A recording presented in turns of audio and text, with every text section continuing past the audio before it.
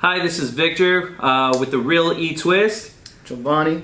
How's everybody doing? All right, so our second week we're coming along, talking about how our goals are coming along, how everything's going. It's been pretty hard for me. 365 workouts like I had planned is a lot harder than what I thought. It felt pretty good coming off the tongue. I was like, hey, new year, new me, 365 workouts. I'm gonna kill it. It's fun. Sounds easy, but it's actually a lot harder. This second week, kind of just a little down. The clean eating has been still pretty difficult, although I do have support at home. My beautiful fiance has been cooking all my meals. Everything's been going great. I rush out the door in the morning and I still forget my meals. So now I feel bad 2 times. I feel bad because she wasted her time. I'm wasting food. I'm not eating everything fast enough. I'm having to substitute, a bunless burger at Chick-fil-A, or something, So, how have your goals coming along? Well, mine are going pretty good. I don't have a fiance, so I do have to meal prep. For everybody else who has to do that, know the difficulty doing it the night before. Going to the gym, like I told you last time, I hadn't stopped completely going. I just thought it was inconsistent, so that has been easier for me to get back into it. Yeah. Back into the groove. It's not hard. My main thing that I'm having kind of a hard time with is just scheduling that. Sure. It's been pretty much, but I'm getting back into the groove and it's going smoother for me. So yeah.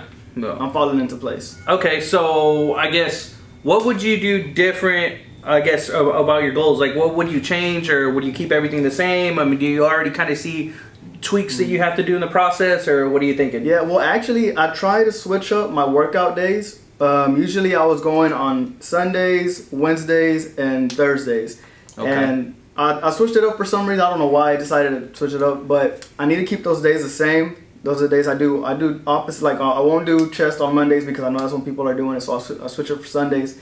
I just need to switch my time when I go into the gym. Is that like International Chest Day still a thing? Yes, it is still a thing. Ever since Jersey Shore, it's still been a thing. Since Jersey Shore? Wow. But no, man, yeah, that's what I need to do. So switch up my timing. So I'm probably gonna start getting there at 7 a.m., 7:30, and I'm gonna actually schedule my food, the time that I eat, not just meal prepping it. Yeah. That way I know when I eat. So I was feeling pretty guilty. I kind of missed our first workout, obviously, at the beginning of the year, January 1st. But we started doing that T25, which is pretty cool. Surprisingly, kind of just kicked my butt. It's kind of like Insanity, P90X, like those whole things. But I was just like, hey, I don't want to stop. Like, I just want to work out at home, whether I'm working out at home or whether I'm somewhere. I moved my couches, and I was able to hit that T25. So that's kind of what I've used to kind of comfort myself. I'm like, all right, I didn't work out today, but I did that T25. I got some cardio in, I got my body moving. And like we said last time, it's just about improving yourself, and doing all that good stuff.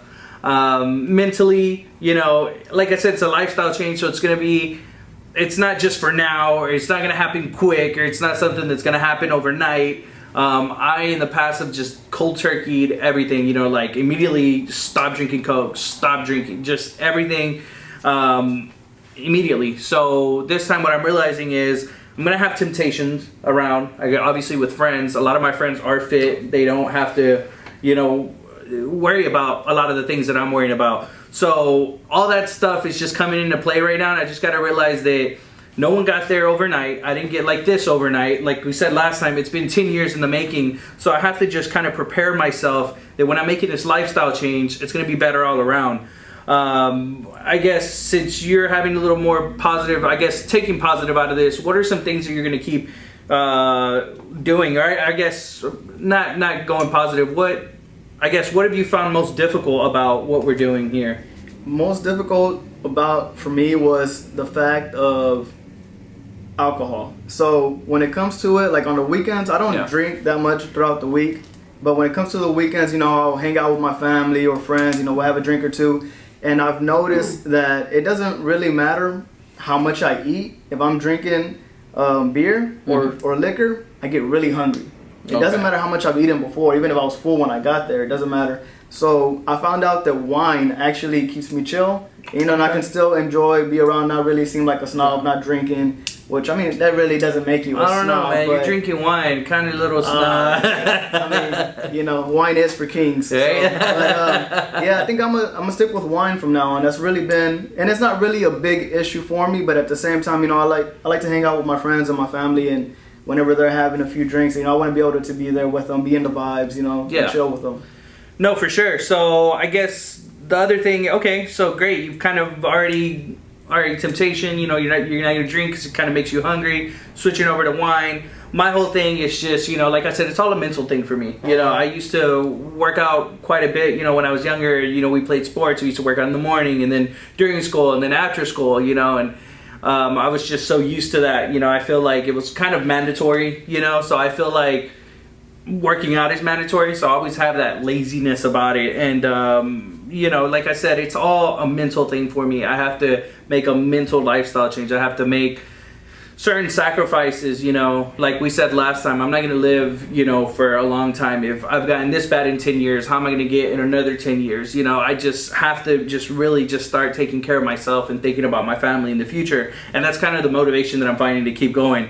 Some of the stuff that we brought up last week, you know, and I've kind of reached out to some of my clients, you know, I was like, hey, you know, you've been talking about buying a house for, you know, let's make that this goal. So I got a couple people signed up, you know, that did the application, just wanted to see kind of where their scores are at. Actually, one of my clients, their scores were where it needed to be, but they kind of brought up the big issue that I'm dealing with a lot of people right now is down payment, you know, so they can't, you know, they don't have the down payment. Christmas just happened. They wasted a lot of money. So it's really tough. So I guess my question to you would be, all right, we already got them approved. Or their scores are kind of, we have a game plan to get their scores up to purchase.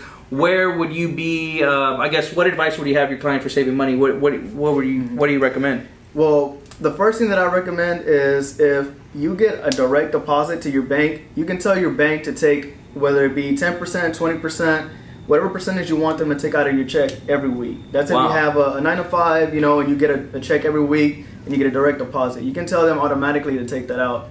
Second thing is something that my sister actually told me about, because she has a little hard time saving money. She likes to splurge.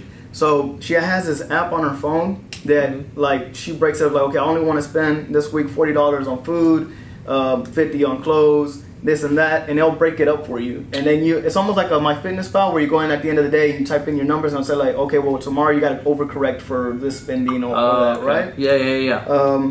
Third thing is something that I've always done since I was little, and that's putting all my extra change in a jar. I still do that to this day, even though now everything's pretty much electronic, but I've always done that. Well, there's those apps in your bank too, like those roundup apps, right? Where it's like they'll put let's say if you have change, so to speak, on the dollar amount that you spend, they put that extra change into your savings account. True, yeah.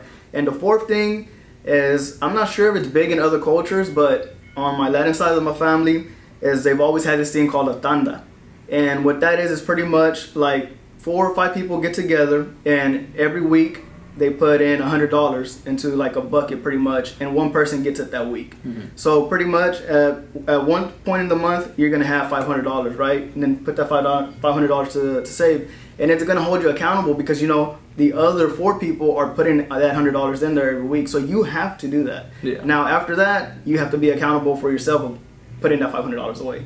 But you know, that's, I don't know if there's another name for it, but I know in Spanish it's called a tanda. Yeah, kind of like crowdfunding, so to speak, but a little different.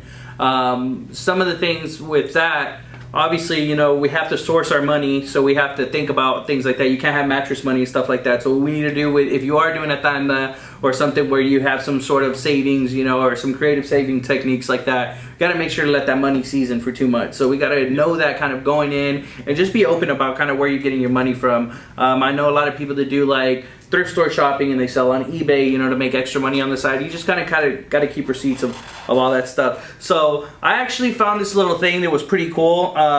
You know, there's a lot of opportunity right now. Obviously, we just spent a lot of money during the Christmas season, or you know, for gift shopping, or end of the year. You know, it's just always hectic. You have all those days off, so you're going out to eat with the family. You're spending money. Some people vacation. Like, it's a lot of things going on. So what I would say is, first, most importantly, we got tax season coming up. I know the government's shutting down and all that, and people are scared. You know, they're not going to get your money, but you might get taxes back. So if you are getting taxes back, I would highly suggest saving that money.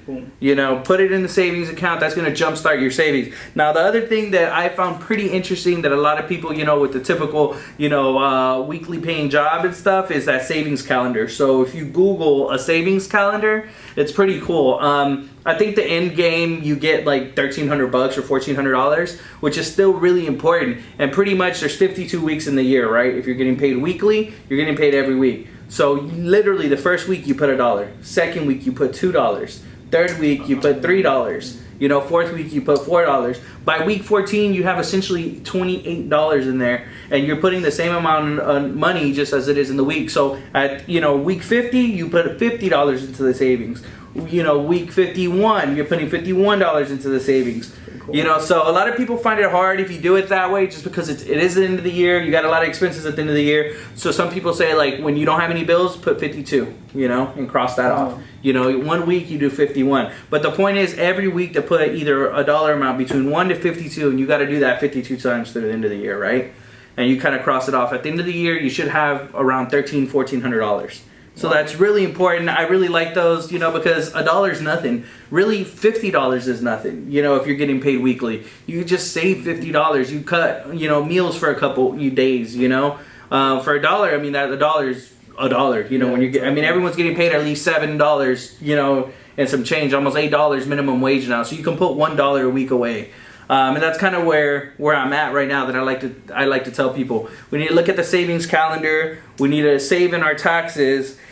And, you know, also for me, I think it's going to be important, you know, cutting out on going out. You know, when you're going out with some friends, you got to let them know that you're going to make sacrifices for your family. Like, hey, you know what? I'm ready to stop spending this money. We're getting older. I want to create some wealth for our family. The fastest way to create wealth is, you know, through real estate.